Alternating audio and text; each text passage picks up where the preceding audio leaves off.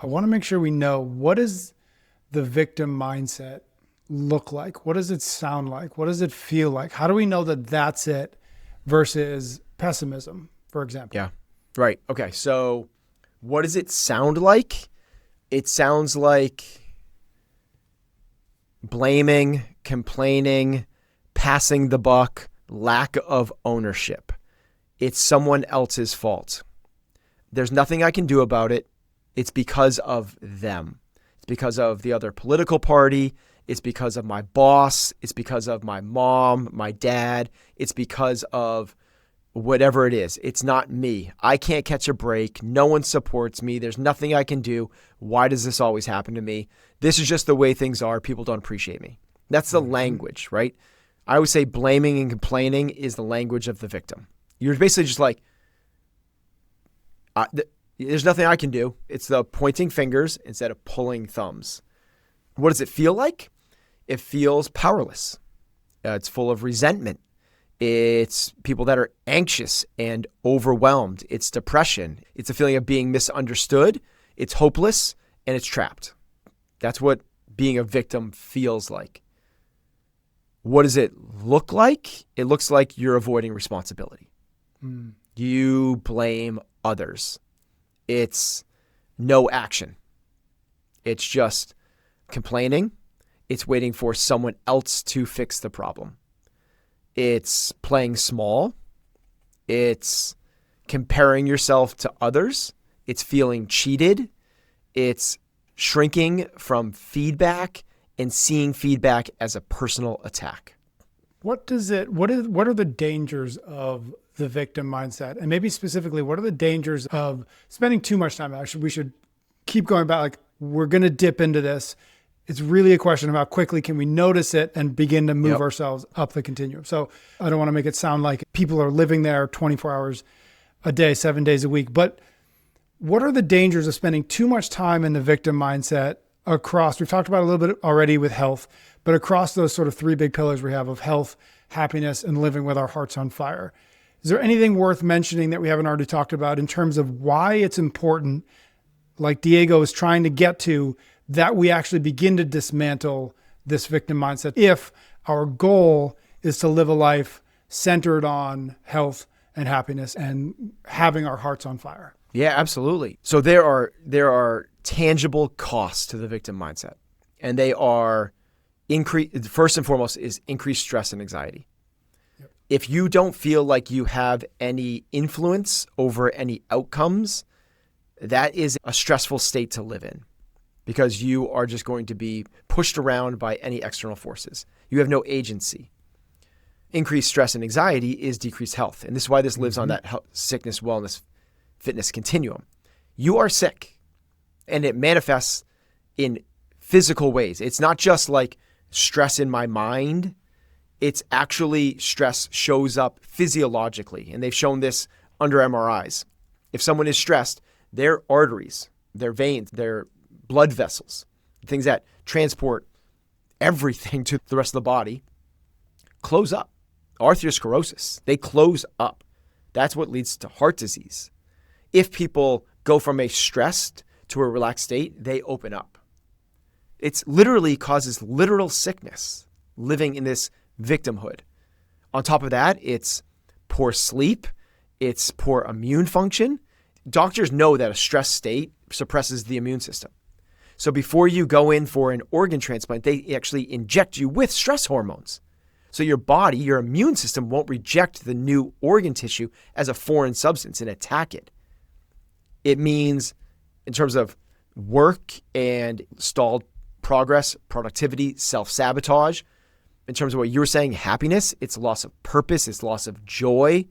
Your life feels small and unvalued. As we move into talking about some steps, some strategies, some tactics to begin to fight back against the victim mindset, I think maybe it's useful to start with a bit of an odd question, but I think it's also a useful question, which is why I always think about these things as like, if we're there, if we have it, if we have a tendency toward it, it must be doing something for us. Mm-hmm. So what do you think the victim mindset is doing for us when we do get there, when we do find ourselves there, whatever the scenario is, whatever the context, whatever the trigger might be. Like, why is it advantageous for us in whatever way we think it is to go to a place where we're blaming other people, where we're making excuses, where we're pointing fingers? Like, what does that actually get us? If all the things you just laid out, it gets us a whole bunch of negative things. Right. What it's doing is it's feeding our ego, just in a really disguised way. Yeah. Usually the ego goes like, I'm the best, I'm the most important. And a victim goes like, I'm nothing, there's nothing I can do. And that it is feeding the ego in a hidden way. So because you're saying I'm the one that's being wronged, you're saying I'm good, they're bad. You're saying I'm not the problem. If it's their fault, I don't need to change. That's dangerous. Yep. The ego doesn't care about positive or negative. It cares about importance. And this is how you make yourself feel important. It's because it's their fault. I'm right. I'm not going to actually go do the work. I can't do the work. They put too much up against me. But it's this idea that I'm going to keep feeding this self-image of I'm important in this weird, strange way. At first glance, it looks like powerlessness, but actually it's subtly, it's a power trip. It puts you at the center of the story because I'm right. Yep. They're wrong. It also protects you from vulnerability. Like, I can keep up the armor. I don't need to say I'm wrong. And that's hard. Like, saying I'm wrong, saying that I have work to do is hard. Really hard. Even if it feels miserable. You're protecting the ego. It's okay being in a miserable state because it does, again, ego doesn't care about good or bad. It cares about importance. It wants to protect the individual. So that's the way it does it. It's this sort of like weird, disguised way of feeding the ego. I think there's also a degree that the ego is also trying really, really hard to keep us safe. Yeah, and right. Everything you just laid out is, vulnerability is in some ways like the opening up to what feels unsafe. I think that that's a big part of the victim mentality. It's an overprotection without recognizing that it's actually doing the exact opposite of what you're trying to do. Right. It's right? this weird... You're trying to protect yourself when actually what's happening is you're putting yourself in a position where you are actually less safe. Something hard happens, right? So somebody challenges you, right? You don't get the promotion. The person, the political party you wanted didn't get into office, whatever it might be. Something hard happens. The ego says, this isn't fair. You don't deserve this. That story feels good because that creates safety and certainty, even if it causes suffering. And that's the crazy part. Yep. It will cause suffering, but the ego doesn't care about that part. It wants the safety and the certainty of like, I got this and I'm good. Like, this is, you're right. You're right. Yep. Actually, like I've came across something recently about how this ChatGPT is kind of doing this in a really weird way. There is these like chatbot AI agents like ChatGPT have been programmed to be agreeable, have been programmed to be kind of like almost like a sycophant where it's like great insights, absolutely right.